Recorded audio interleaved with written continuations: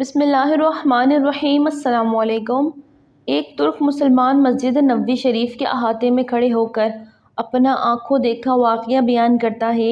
میں وہاں کھڑا دیکھ رہا تھا کہ 4 پولیس والے کسی کا انتظار کر رہے ہیں۔ پھر ایک شخص نمودار ہوا تو پولیس والوں نے بھاگ کر اسے قابو کر لیا اور اس کے ہاتھ جکڑ لیے۔ نوجوان نے کہا، مجھے دعا اور توسل کی اجازت دے دو، میری بات سن لو، میں کوئی بھکاری نہیں ہوں، نہ چور ہوں۔ پھر وہ جوان چیخنے لگا۔ میں نے اسے دیکھا تو ایسے لگا جیسے میں اسے جانتا ہوں۔ میں بتاتا ہوں کہ میں نے اسے کیسے پہچانا۔ دراصل میں نے اسے کتنی ہی دفعہ بارگاہ رسالت میں روتے ہوئے دیکھا تھا۔ یہ ایک البانوی نوجوان تھا جس کی عمر 35 یا 36 سال کے درمیان تھی۔ اس کی سنہری بال اور ہلکی سی داڑھی تھی۔ میں نے پولیس والوں سے کہا، جب اس کا کوئی جرم نہیں ہے تو تم اس کے ساتھ ایسا کیوں کر رہے ہو؟ آخر کیا الزام ہے اس پر؟ انہوں نے مجھے کہا، ارے او ترک، تو پیچھے ہٹ، اس معاملے میں بولنے کا تجھے کوئی حق نہیں۔ لیکن میں نے پھر سے کہا، آخر اس کا تمہارے ساتھ کیا مسئلہ ہے؟ کیا اس نے کوئی چوری کی ہے؟ انہوں نے کہا، نہیں، یہ بندہ 6 سال سے ادھر مدینہ شریف میں رہ رہا ہے، لیکن اس کا یہ قیام غیر قانونی ہے۔ ہم اسے پکڑ کر واپس اس کے ملک بھیجنا چاہتے ہیں، لیکن یہ ہر دفعہ ہمیں چکمہ دے کر بھاگ جاتا ہے اور جا کے روضہ رسول میں پناہ لے لیتا ہے، اور ہم اسے اندر جا کر گرفتار نہیں کرنا چاہتے تھے۔ میں نے پوچھا، تو اب اس کے ساتھ کیا کرو گے؟ کہنے لگے، ہم اسے پکڑ کر جہاز پر بٹھائیں گے اور واپس البانیہ بھیج دیں گے۔ نوجوان مسلسل روئے جا رہا تھا اور کہہ رہا تھا، کیا ہو جائے گا اگر تم مجھے چھوڑ دو گے؟ دیکھو، میں کوئی چور نہیں ہوں، میں کسی سے بھیک نہیں مانگتا، میں تو ادھر بس محبت رسول میں رہ رہا ہوں۔ پولیس والوں نے کہا، نہیں، ایسا جائز نہیں ہے۔ نوجوان نے کہا، اچھا مجھے ذرا آرام سے رسول اللہ صلی اللہ علیہ وسلم سے ایک عرض کر لینے دو۔ پھر نوجوان نے اپنا منہ گنبد خضرا کی طرف کر لیا۔ پولیس والوں نے کہا، چل کہہ جو کہنا ہے۔ تو نوجوان نے گنبد خضرا کی طرف دیکھا اور جو کچھ عربی میں کہا میں نے سمجھ لیا۔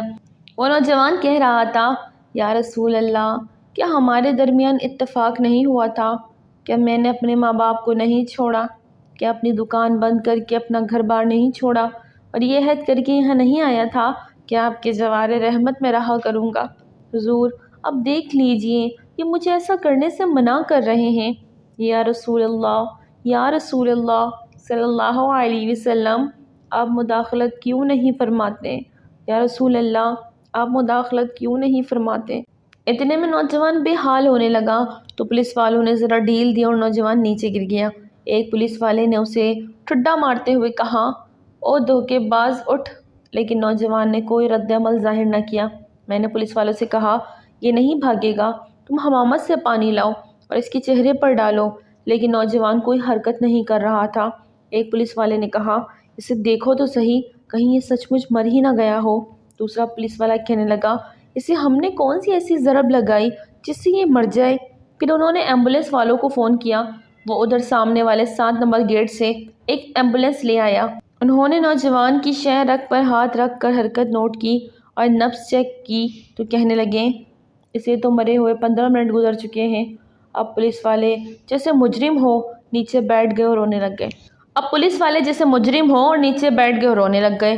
وہ منظر بھی دیکھنے والا تھا۔ ان میں سے ایک تو اپنے دونوں زانوں پر ہاتھ مارتے ہوئے کہتا، ہائے ہمارے ہاتھ کیوں نہ ٹوٹ گئے، کاش ہمیں معلوم ہوتا کہ اسے رسول سے اتنی شدید محبت ہے، ہائے ہمارے ہاتھ کیوں نہ ٹوٹ گئے۔